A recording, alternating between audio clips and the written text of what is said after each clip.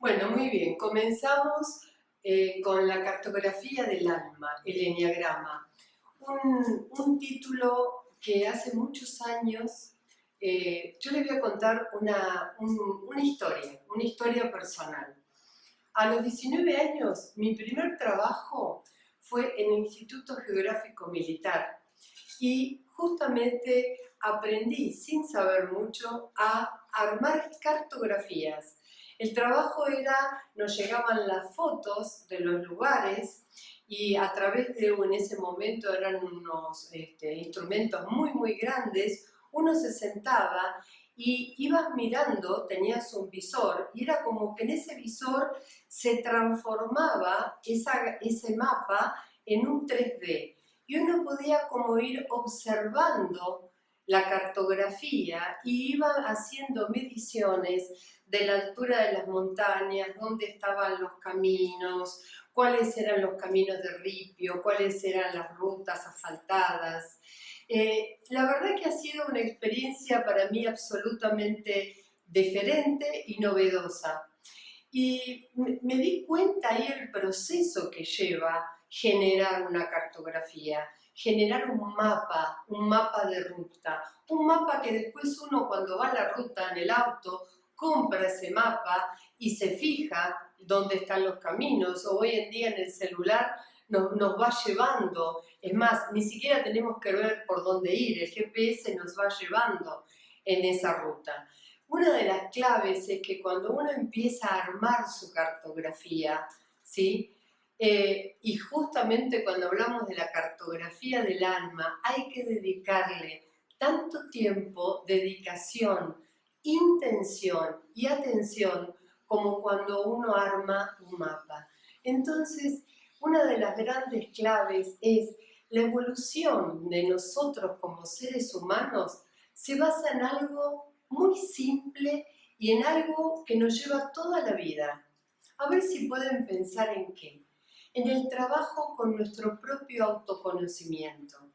El autoconocimiento, decía Galileo Galilei, es la clave del éxito.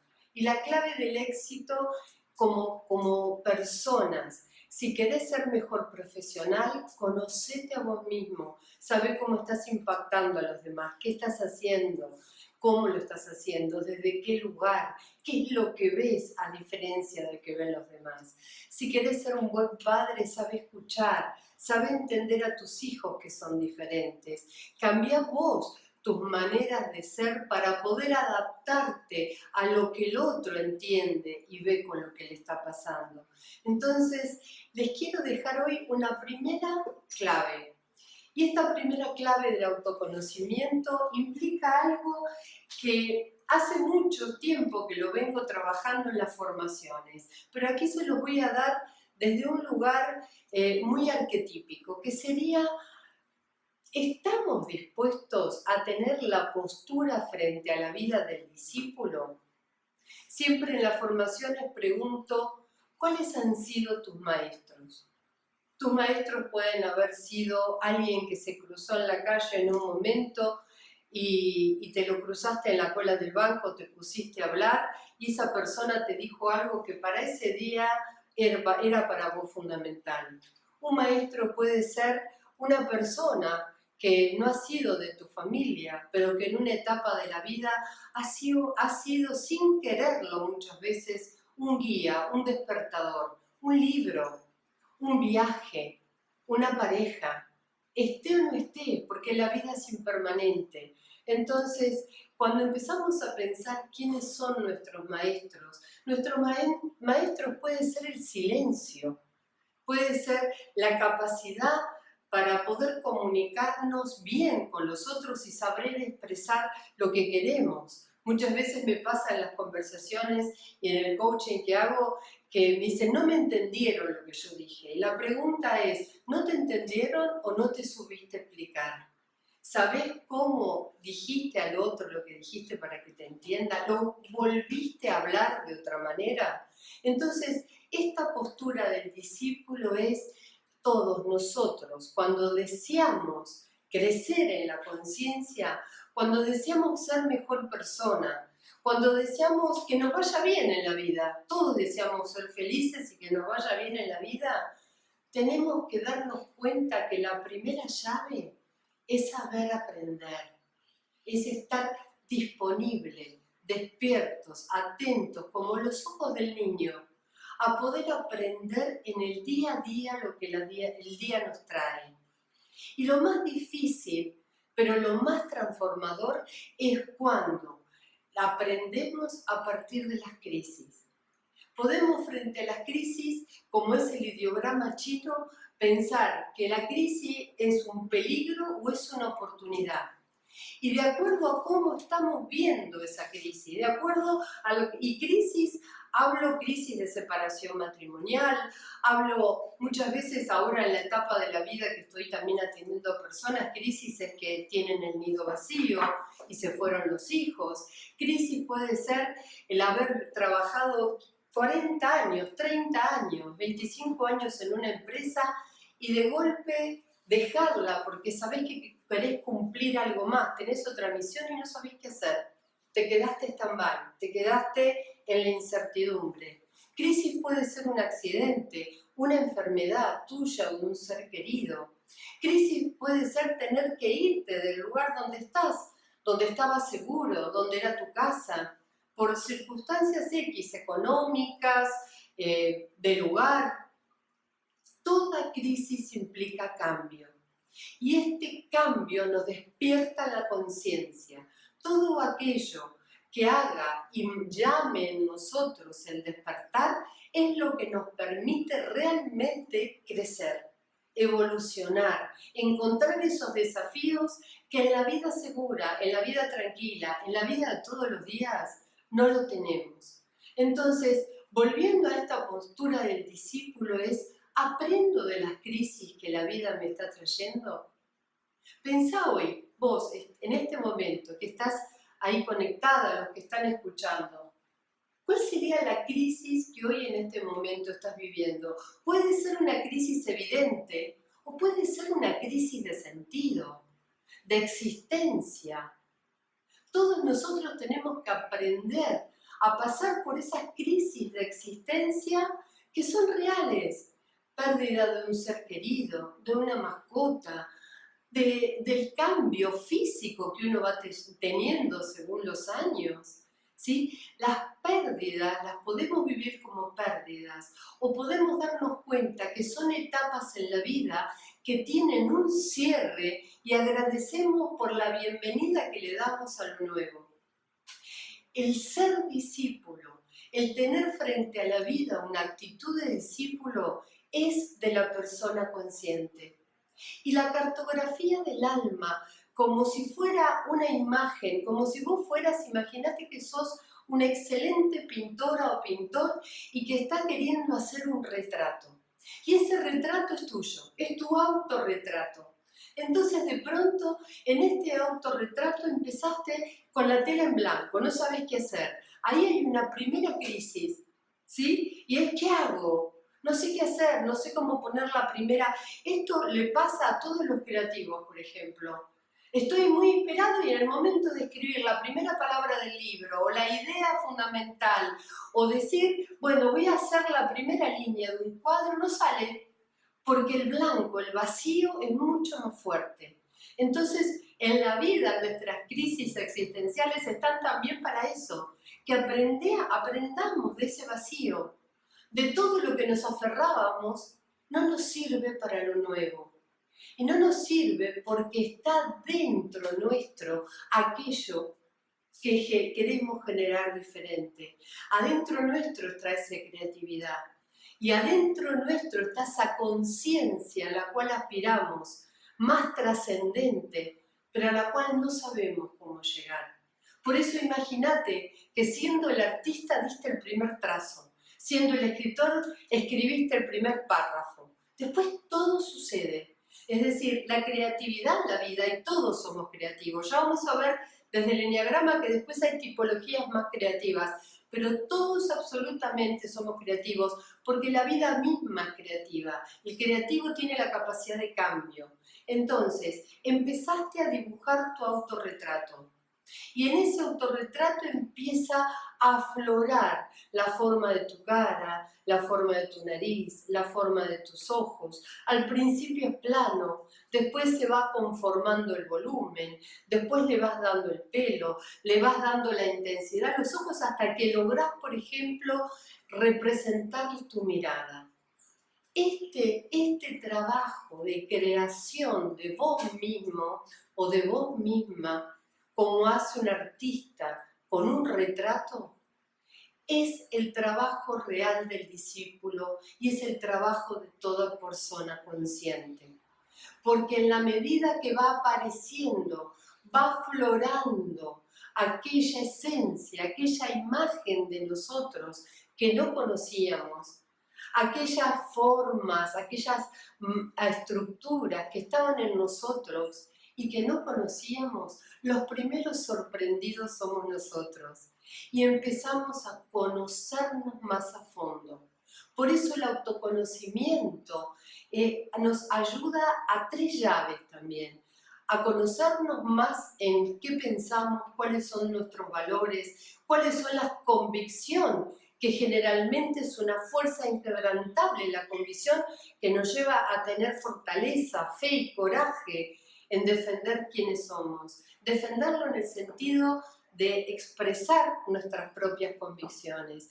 También nos lleva a la autoconfianza, a confiar en nosotros mismos, a saber lo que nosotros podemos y no podemos, a decir, esto sí puede ser, el sí es posible, ¿sí? Así esté en la peor de las crisis, sí, gracias. Gracias, porque esta es la crisis que me va a permitir cambiar una estructura que no me permitía ser mejor, evolucionar en mi conciencia, crear este retrato mucho más luminoso de mí misma o crear esa cartografía del alma que me va guiando. ¿A dónde? Al despertar de mi conciencia. Y todo esto está unido a algo que para mí es una llave y se los quiero decir desde una frase, ¿sí?, que hoy la tuve muy dentro mío y esta es una reflexión que les comparto personal, ¿no?, que la hice mía. Eso es un trabajo personal de hoy. Y dije, decidí con íntima certeza, porque cuando uno tiene decisiones y tiene esta autoconfianza, empieza a tener certezas.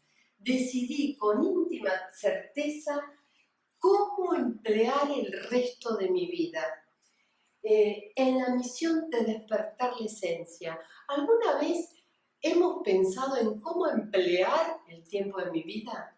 En cómo darle valor y sentido al tiempo de mi vida y que ese valor y sentido tenga que ver con el despertar de nuestra esencia, con el contagiar al otro, que el otro sea quien es auténticamente, que en los ámbitos en donde me muevo, en la familia, en la sociedad, en los colegios, en los trabajos, en las empresas, cada uno pueda mirar al otro y darse cuenta, esta es la llave de la conciencia, quién es el otro, ¿sí? Porque en una sola mirada, en una sola actitud, en un solo cambiar un comportamiento, me estoy dando cuenta que me estoy vinculando, que estoy creando de alguna manera una invitación, estoy atrayendo para que el otro también tenga una experiencia más trascendente y luminosa, esté haciendo lo que tenga que hacer. Cuando hablo de trascendente y luminosa siempre me dicen, sí, Lucía, pero bueno, hay personas que tienen la aptitud natural para evolucionar. Pero hay otras personas que trabajan, se levantan a las 4 de la mañana, van a la empresa o son torneros, tienen su trabajo, llegan a la noche, comen, duermen, mantienen a sus hijos y siguen adelante. Y yo te hago una pregunta. Hagas lo que hagas, no depende de lo que hagas, depende de que con qué conciencia lo hagas, porque yo te aseguro que podés hacer ese esfuerzo, claro que es un esfuerzo, ¿sí? Y hacerlo con alegría, no pensando que es un esfuerzo, sino viendo toda la capacidad que tenés de trabajo, de dedicación, de compromiso, de amor por lo que haces y por tus hijos. Entonces, una de las grandes llaves es cómo miro mi realidad. La persona consciente siempre, desde su observador interno, se está preguntando, ¿cómo estoy viendo esta realidad?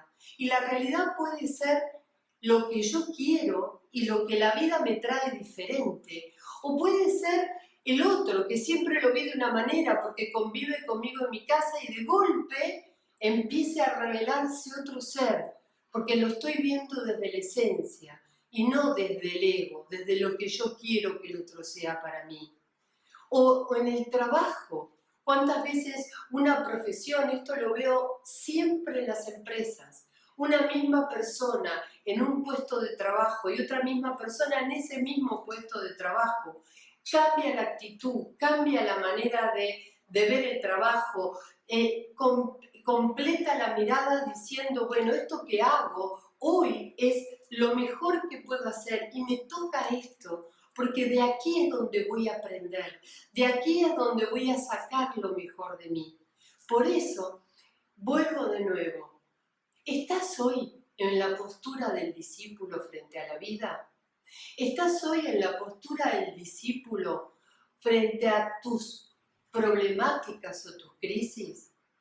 ¿Estás hoy en esta postura del discípulo frente a poder saber que los demás que están a tu lado, así sea el pinche tirano, como dice Carl Jung, aquella persona que más te dificulta en este momento vincularte, está por algo en tu vida?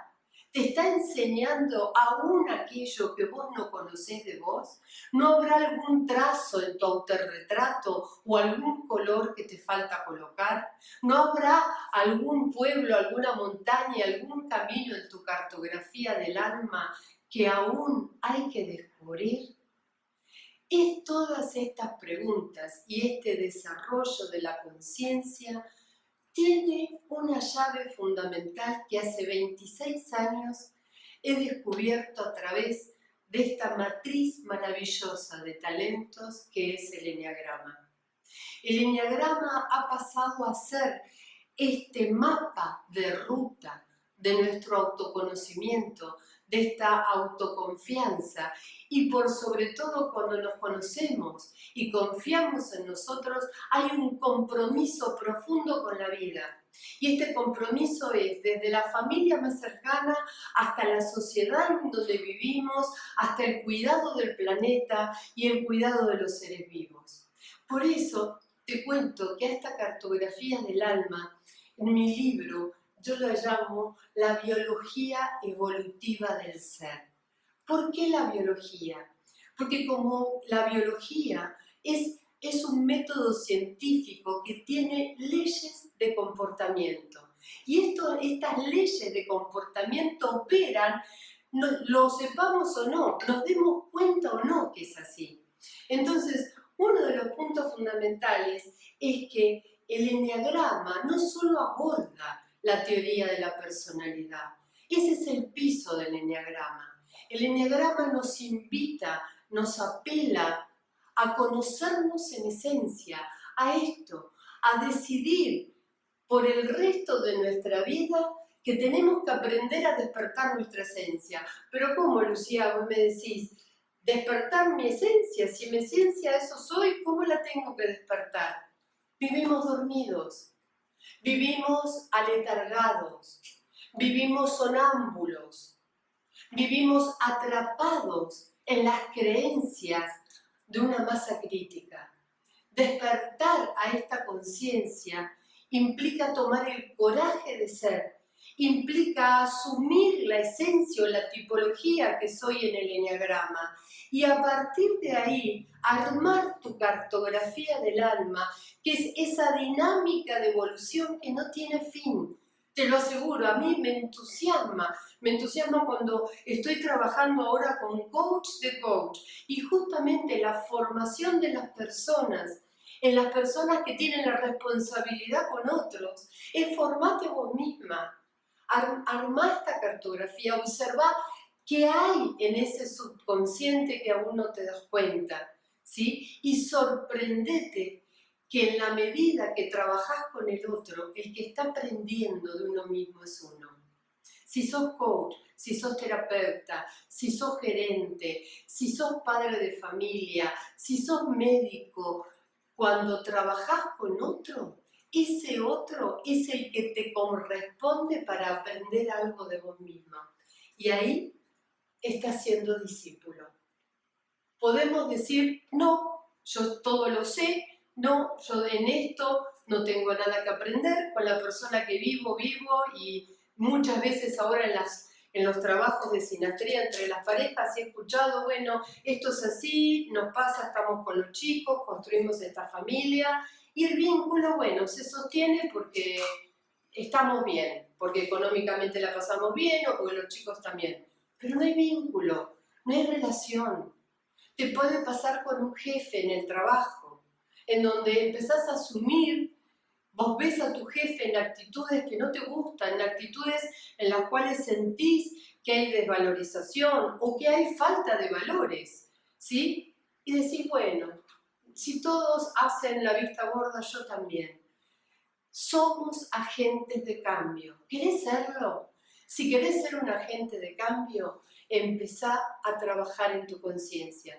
Y cuando empezamos desde el Enneagrama a conectarnos con esta esencia, ahí se despierta nuestra conciencia y nos da los recursos para atravesar nuestras crisis. El Enneagrama te pone de una manera, yo digo, amorosa, de una manera abundante, de una manera de leyes que suceden más allá del conocimiento que tengas de vos y lo de los demás, pero es de una manera generosa, te expone los recursos. Y si vos te haces consciente de esos recursos, te aseguro que tu vida no pasó en vano. Es una gran llave. ¿Empezamos? Vamos directamente a esta sabiduría tan maravillosa que es el Enneagrama. El Enneagrama, el símbolo del Enneagrama, que lo tengo aquí, ¿sí? Habla de la ley del 1, que es el círculo, de la ley del 3, que es el triángulo del símbolo, y de la ley del 7, que es el hexagrama. ¿Qué significa esto? Que dentro del símbolo del Enneagrama, que viene de culturas antiguas, 2500 años antes de Cristo, en mi investigación viene mucho más allá, en conocimientos de los Mahatmas, en el budismo Bon, y se pierde en el tiempo. Pitágoras, Zoroastro, conocían de estas leyes, porque la palabra enneagrama significa grafía del 9, y no sabemos si esto fue inventado en algún momento, ¿sí? La parte de la grafía del 9, pero el enneagrama es la representación armónica y dinámica del universo. Esta era una de las frases de Gurdjieff, que es uno de los pensadores de la verdad, que se encontró con el enneagrama en su vida, en el siglo pasado, en una comunidad que se llamó Sarmouni, en la Mesopotamia, en Asia, ¿sí? Y de pronto llega a una comunidad sufí, en donde este símbolo estaba en el piso y lo hacen transitar en este símbolo con una música letánica y con una música en donde él tenía que atravesar desde el cuerpo energéticamente este símbolo. Y los maestros espirituales, de acuerdo a cómo él se desarrolla en esos bailes del enneagrama, en esas danzas, empiezan a identificar su esencia y cuál es su camino de desidentificación del ego y de despertar de su naturaleza esencial. Y así es como Gurdjieff dice, lo vuelvo a repetir, el enneagrama es el símbolo por excelencia de la estructura armónica y dinámica del universo. Por ende, como también dice en la antigua Grecia, en Delfos, conoce el universo y te conocerás a ti mismo. Si hay una estructura armónica y dinámica del universo, esa estructura, como biología evolutiva de nuestra conciencia, está en nosotros. Y si está en nosotros, quiere decir que hay una búsqueda profunda y natural de la armonía y a su vez de una dinámica de cambio, de evolución permanente de nuestro ser, estar siendo humanos. Iba a decir ser humano, pero siempre digo que una cosa es decir yo soy y otra cosa es decir estoy siendo, porque ahí aparece esta dinámica del universo. Entonces, en estas leyes se constituye la estructura de comportamiento de todas las personas. Hay 9 maneras de ser, hay 9 esencias, y estas 9 esencias después también reflejan 9 maneras de la personalidad de comportarse, sombras, luces, dificultades, herida primaria, ¿sí? La herida del niño, la historia y la biografía que cada uno tuvo desde que nació hasta ahora y cómo atravesó esas experiencias, también hacen que uno se identifique cómo fue mamá, papá, una abuela, el lugar donde viví, si mi lugar era cuidado y protegido o tuve que aprender a defenderme sola. Es decir, la biografía de cada uno marca y mueve y nos hace identificarnos con nuestra personalidad. Entonces la primera pregunta que me harías es, Lucía, ¿pero quiere decir que esa esencia que soy yo es de por vida o cambia, va mutando, es dinámica? La llave es esta, tu esencia es una, es como el ADN de tu cuerpo. ¿Naciste con ojos verdes o naciste con ojos marrones o con ojos celestes? Es como el ADN del alma, por eso es la cartografía del alma. Entonces, naciste con esa esencia, con esas cualidades, con esos dones, con esos talentos. Y justamente naciste con esos talentos para evolucionar, para desarrollarte desde ahí en la vida. Pero ¿qué pasa? Desde niños fuimos formados en una manera de ser. Y esta manera de ser hasta tiene que ver con la implicancia sociocultural en la que vivimos. Entonces, eso hizo que conformáramos en nosotros una identificación de quiénes somos. Ahora, ¿sabemos quiénes somos en realidad? Uno diría, bueno, a la altura de mi vida ya sí, tengo 40 años, ¿cómo no voy a saber quién soy? Tengo 50, tengo 60, ¿cómo me vas a decir que tengo que aprender algo más? Volvamos a que cada persona que es consciente, cada persona que tiene en sí misma una capacidad de observarse, sabe del saber profundo que siempre está aprendiendo, que siempre se está sorprendiendo de sí misma.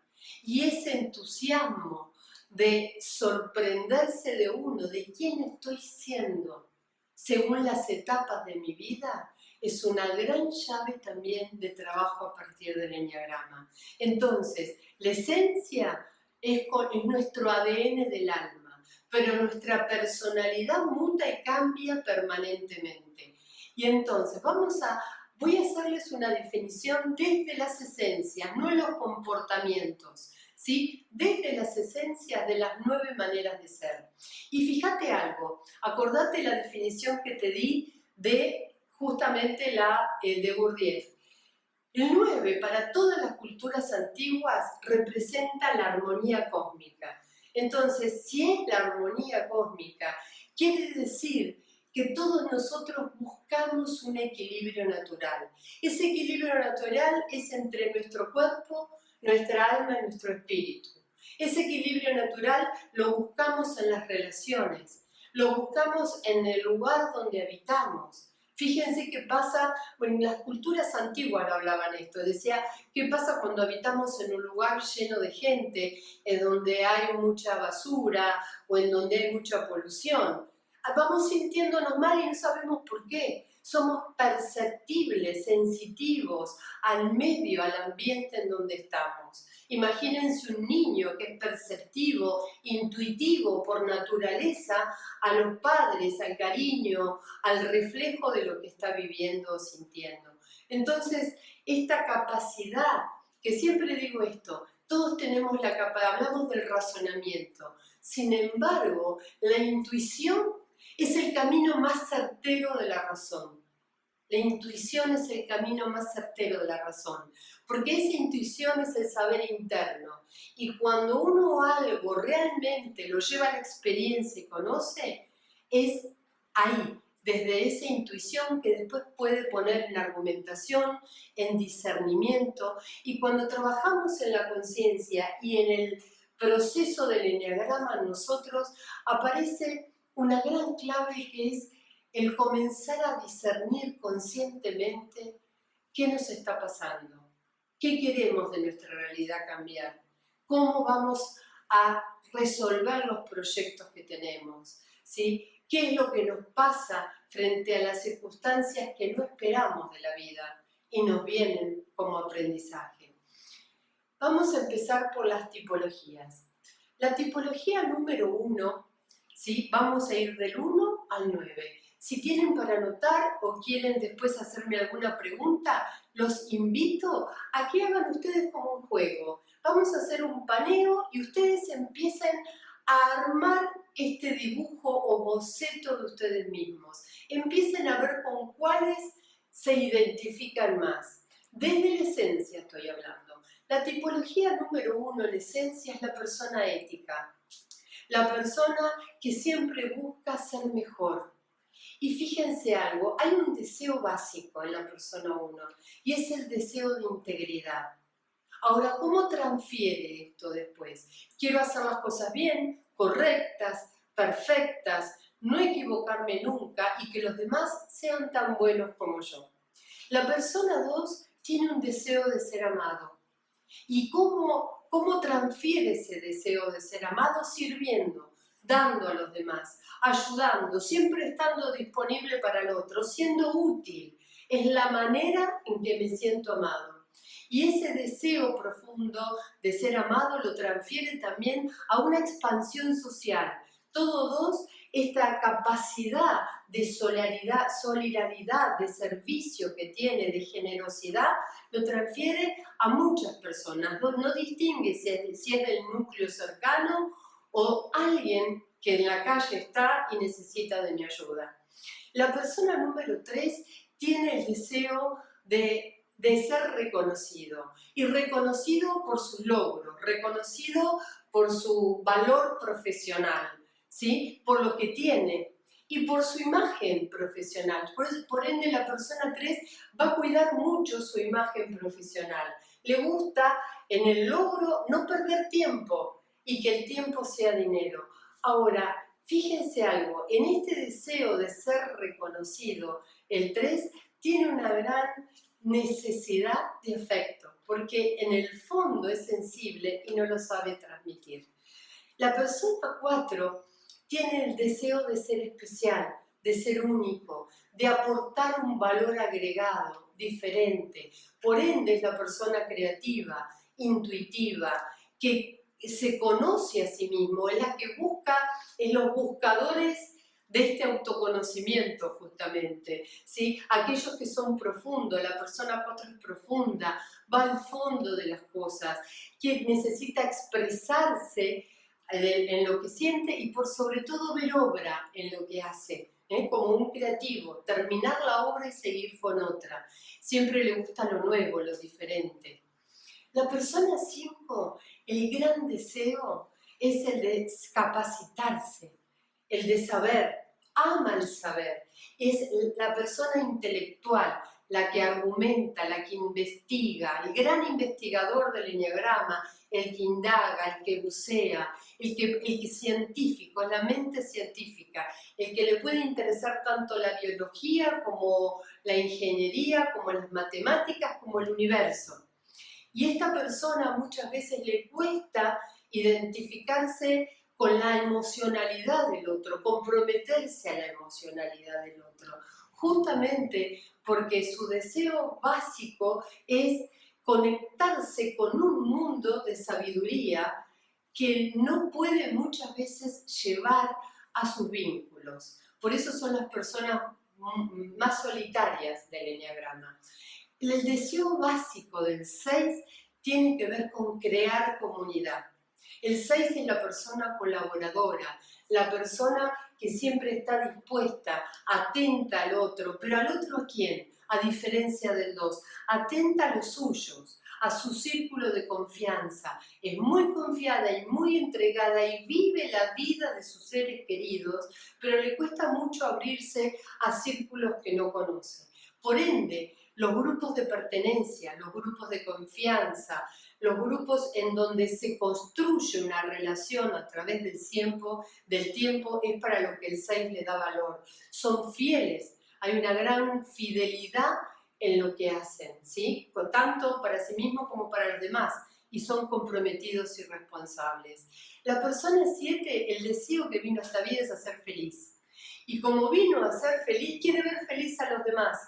Y esa felicidad se traduce en entusiasmo, en alegría, en ser positivo, en ir siempre para adelante, en no mirar atrás.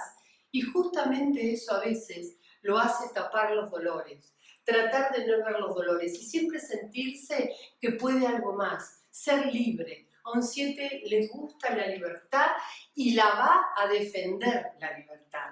Aunque digamos, los vínculos a veces se siente como medio atado el 7. ¿Por qué? Porque en ese entusiasmo también es otra tipología que le gusta hacer cosas nuevas. El 8, el deseo del 8 es sentirse fuerte, proteger, ¿sí? Y ser protegido. Hay ahí una llave fundamental en el 8, proteger y ser protegido. Y en esa fortaleza que tiene una gran capacidad de decisión y de coraje. Yo digo que a veces es como un kamikaze, porque lo que se propone lo hace y avanza y se vuelve protagonista de su vida y de la vida de los demás. Y valora muchísimo la justicia y acciona en función de las cosas justas. Este 8 justamente lo que tiene que darse cuenta es que tiene también una gran sensibilidad y muchas cosas de las que hace y confronta con los demás es porque le duele, porque no sabe decir lo que siente frente a la alegría, frente a una emoción determinada. Por eso hay muchos 8 que su vía de desarrollo también lo lleva a ser creativo. Y el 9 es la persona que vino a esta vida queriendo estar en paz, vivir en paz, en armonía, en silencio, contemplando, siendo grandes contempladores y analíticos, porque tiene una inteligencia emocional. Y el deseo profundo del 9 es el bienestar. Así que este bienestar lo lleva muchas veces a esperar, a encontrar los momentos oportunos, a no hablar de más. Entonces, este 9 a veces inclusive toma un paso para atrás y no adelante. Es demasiado prudente frente a las cosas que a veces ve que tiene que cambiar.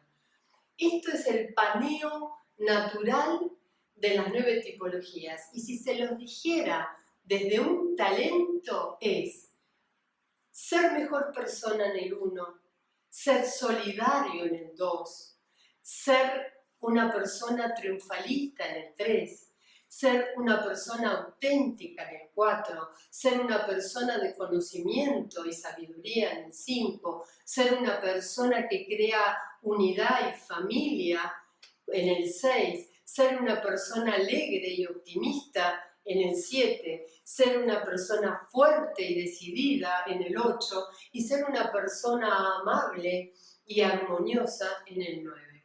Y así, en esta cartografía del alma, hay una llave que quiero dejarte como inquietud. Y esta llave que quiero dejarte es la que vamos a desplayar en un curso que voy a hacer a fin de mes y a principio de marzo, en 2 entregas, en donde vamos a ver específicamente cada tipología, las luces y sombras, y también los caminos de evolución de cada uno. Y la llave es esta. Si vos identificás tu esencia, el eneagrama te invita a que armes tu cartografía, a que armes tu dinámica de evolución. ¿Qué significa? que en la medida que yo sé qué tipología soy y qué esencia, hay un orden de crecimiento a otras aptitudes, a otros talentos, a otras capacidades que quizás no me daban cuenta que estaban en mí. Quizás un trabajo me las desarrolla, quizás una relación de pareja me las induce, quizás un trabajo profundo conmigo mismo o con un coach me despierta. Pero en la medida que vamos descubriendo que todos nosotros somos líderes de ejecución como el 1, somos líderes solidarios como el 2, somos líderes de concreción y realización, de exitosos como el 3, somos líderes creativos como el 4, somos líderes desde el conocimiento como el 5, somos líderes de grupos humanos, de crear equipo como el 6, somos líderes de motivación como el 7, somos líderes de tener la fortaleza de enfrentar los desafíos y las crisis en nuestra vida como el 8, y somos líderes de armonía y de paz. Si todo eso empezamos a reconocerlo dentro nuestro, el eneagrama empieza a completarnos. Y entonces, aquí aparece de nuevo la postura del discípulo. Para ser el eneagrama en completitud, ¿no será que tuve que aprender de los demás? Aprender de las diferencias, aprender de los otros comportamientos, aprender de las otras miradas de la realidad. Como siempre digo con el diagrama, las cosas no son como las vemos, sino que las vemos como somos. Entonces, ¿no será que para seguir incorporando cada naturaleza esencial, cada talento, cada virtud, tengo que disponer un espacio? Siempre hago esta relación. Imagínate que vos querés arreglar un placar. Imagínate que tenés un placar que se viene todo abajo. Sacás todo y empezás a liberar y a purificar. Bueno, esto ya no lo uso, esto hace mucho que no me va, esto no me gusta, no me hace feliz, y me quedo con lo que sí hoy voy a usar. Este trabajo de limpieza es lo que llaman los antiguos la purificación del alma, y es lo que llamamos hoy en día el poder desde el eneagrama desvelar aquellos aspectos nuestros en sombra que no nos permite ver cuánto más potencial hay en nosotros. Y de eso se trata el autoconocimiento. Es un camino de ida, es un camino de toda la vida. Y quisiera terminar con una experiencia que me pasó. Les cuento una historia personal. Y esta historia personal ha sido para mí la certeza profunda de estar en el camino. Yo tuve una madre 1 toda la vida, una madre perfeccionista, limpia, una casa ordenada, organizada, en donde yo de chiquita no me podía ensuciar, estaba con vestidos perfectamente arregladita, me sentaba bien, tenía buenos modales, me enseñaron a comportarme en sociedad. Una madre que me daba libros, cómo ganar amigos, cuando esto empezó hace tantos años, ¿no? Les hablo de hace 40, 45 años atrás. Ya desde chica me daba libros de autosuperación para que pudiera encontrarme y ser mejor. Esta madre 1 siempre aspiraba a tener la mejor hija, a tener la hija perfecta, vamos a llamarlo así. Resulta que en el final de su vida encontré en ella esa capacidad que siempre veía de voluntad. Se enfermó a partir de una caída que tuvo, y en este deterioro que fue de meses, en donde hubo 3 internaciones y de vuelta en su casa, hasta que le hicimos una internación domiciliaria, y todo esto, si vos sos, por ejemplo, hija o hijo de padres adultos, sabéis que es una etapa en la vida en la cual no estamos preparados. Así como no estamos preparados para ser padres o madres, no nos los enseñaron en la escuela, tampoco estamos preparados para esta etapa. Entonces uno trata de hacer lo que puede. Y aquí alguien que hace constelaciones familiares me enseñó algo que lo llevé a la práctica. Y es, creía que tenía todas las herramientas. Y tenía todas las herramientas para que mi madre pudiera partir bien y en paz. Sin embargo, me dijo, Lucía, no dejes de ser hija. En los órdenes del amor, el hijo es el hijo. Más que hacer por ella todo lo que vos creés que necesitas, preguntale a ella lo que necesita. Preguntale a ella lo que quiere de vos. Bueno, no, pero lo que pasa es que no puede respirar, está con respirar. Preguntale. Y ahí empezó un camino de gran aprendizaje. Y un aprendizaje que fue volver a ser niña frente a esa madre que se estaba despidiendo de la vida. Volver a ser niña no implicó que yo dejara todo lo que había aprendido. Implicó que sintetizara lo aprendido para dejarme tomar por esa madre que tenía una experiencia profunda de partida. ¿Y por qué un día, cuando me dispongo a hacer esto, me llama y me dice, Lucía, ¿por qué ya no puedo, a pesar de mi voluntad, como buen uno la voluntad, ella quería levantarse, caminar, que le ayudara, no podía respirar, pero quería ver el sol, quería ir al balcón, el conectarse con la vida? Me dice, ¿por qué no puedo caminar más? ¿Ya este es mi final? Y ahí, en vez de contestarle, le pregunté, mamá, ¿querés que yo te responda? Porque yo no sé, igual que vos, no sé qué Dios tiene deparado. Según los médicos, este es un proceso que va a ir en deterioro. Y te acompaño. ¿Cómo querés que te acompañe? Y les aseguro, y perdón que me emocione, pero es así, me dijo, vos tenés las herramientas espirituales que yo empecé a valorar hace muy poco de vos, porque quería verte buena y bien. Y vi que en tu camino de evolución hace tantos años, dice, empezaste a contactarte con gente, con personas, con caminos, con búsquedas.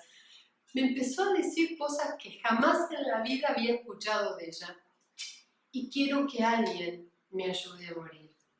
Quiero realmente irme sin los dolores que están en mi corazón.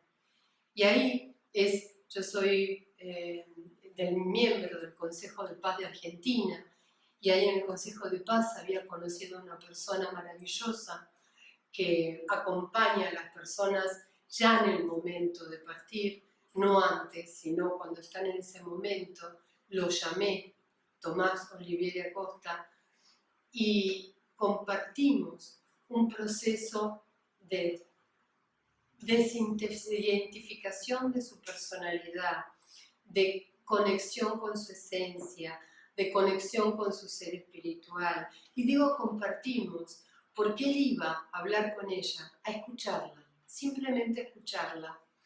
Y ella me pedía que yo estuviera. Y Tomás siempre me decía que era muy raro que el que parte quiere que algún familiar esté, porque por ahí tiene que contar algo de cosas que no sienten vergüenza o no quieren manifestarlo. Y ella quiso que yo estuviera. Y en ese proceso se las hago, como sintéticamente les hago el final de este proceso. En la medida que mi madre se purificó, se perdonó, un día me llama, entusiasmada, desesperada por querer contarme lo que su alma vivía y sentía, casi sin poder hablar ni respirar, y me decía, Lucía, vi la luz, porque sentí el amor dentro mío, el amor de la humanidad dentro mío, y me perdoné. Y te pido algo, hija, y esto como uno, perdón por querer controlar, por querer controlarte tanto. Casi quise controlar a Dios. ¿Quién era yo para hacer eso? Ese momento fue de epifanía. En ese momento no se iluminó solo ella, me despertó a mí, me sanó a mí, me liberó a mí. de todas sus creencias, sus estructuras, sus formaciones. Entonces, poder hablar que hay una conciencia superior, trascendente, que nos invita a trabajar a nosotros mismos, que nos invita a conocernos, que nos invita a saber que no hay límites en nuestro proceso de conocimiento, que nos invita a despertar esa esencia que está en nosotros y que está en todos los demás, aceptando las diferencias y viendo la unidad, es la gran llave para todo lo que quieras hacer en el resto de tu vida. Gracias.